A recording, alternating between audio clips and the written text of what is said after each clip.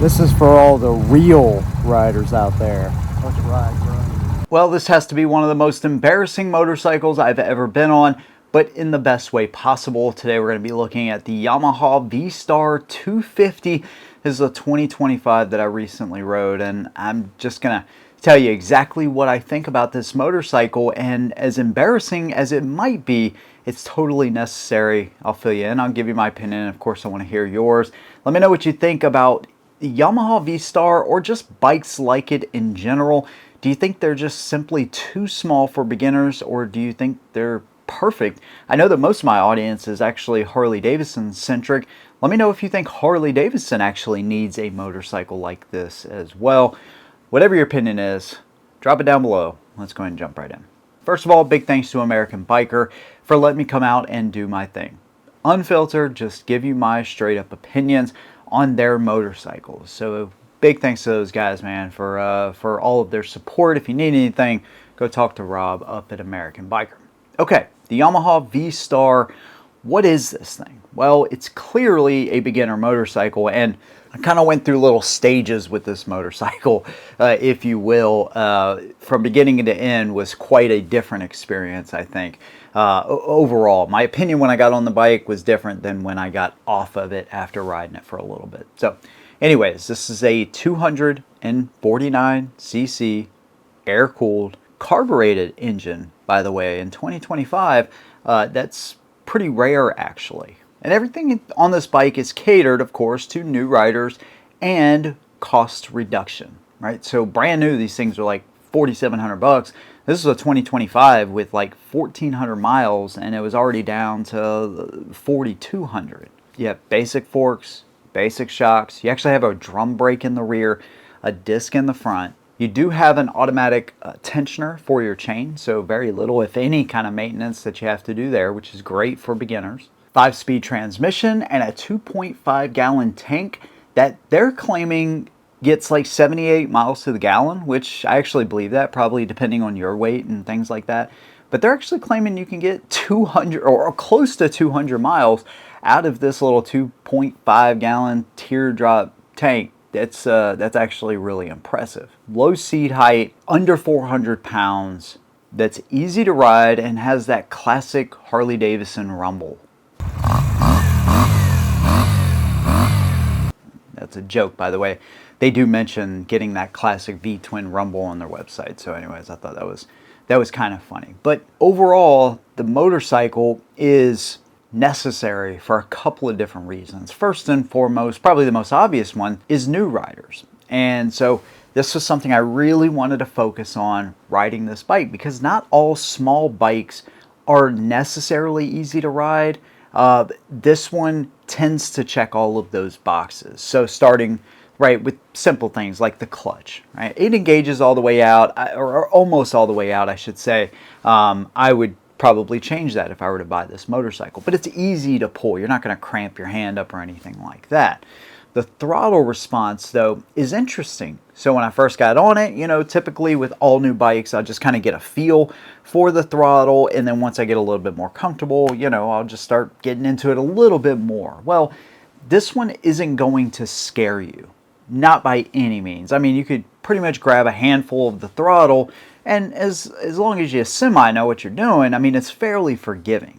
But it's just quick enough to keep up, and at least keep new riders satisfied for a while anyways. Whoever rode this bike put 1,400 miles on it, okay? And it's a 2025. I don't know exactly when this person bought it, but, you know, they put some miles on it, and it's obvious that they upgraded from there. It's a very popular thing to do whenever you get your first motorcycle. But that's part of the magic.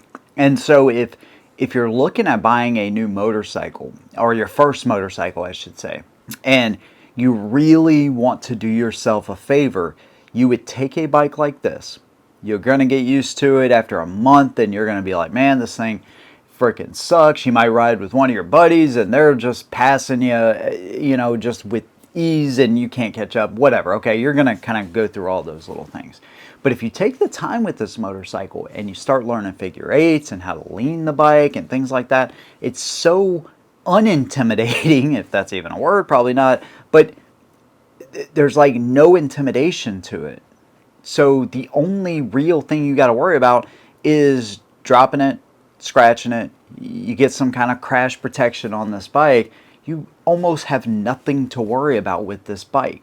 That's the beauty of this thing. So it checks all those boxes. Low seat height, should be relatively low maintenance, low cost. The throttle is very forgiving, and it's cheap enough where you can drop it, and as long as you have some engine guards and rear guards at that, you almost have nothing to worry about with this bike. You could drop it all you want and just keep on going. But if you take the time with this motorcycle and you just ride it, learn it, master it, in the future it's going to make transitioning to a much bigger and faster motorcycle so much easier.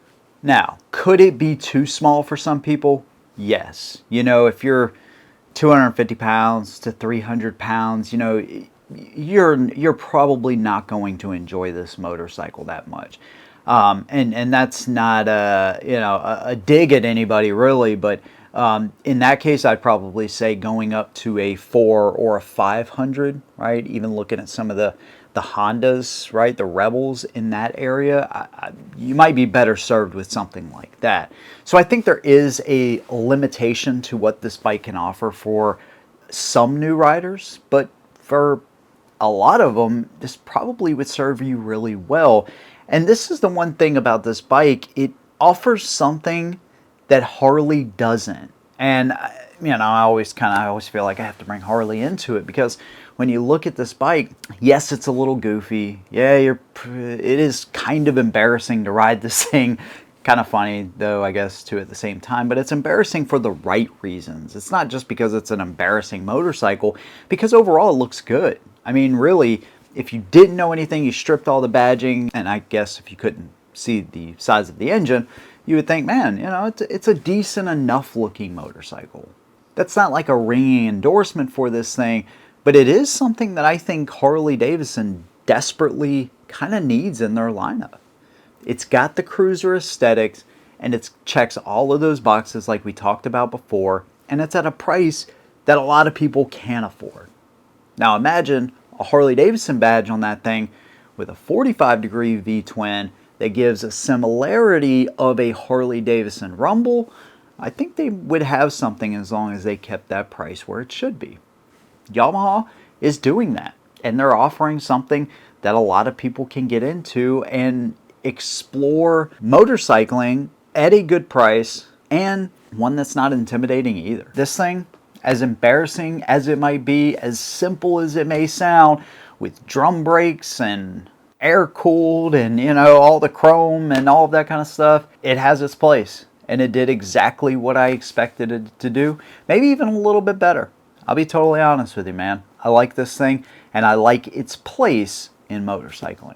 There you go. The Yamaha V Star 250 is actually a surprisingly embarrassing but fantastic machine for what it is. That's my opinion. I'd love to hear yours. Let me know what you think about it down below. If you like what I do, consider subscribing. See you in the next one. And as always, hold 'em down.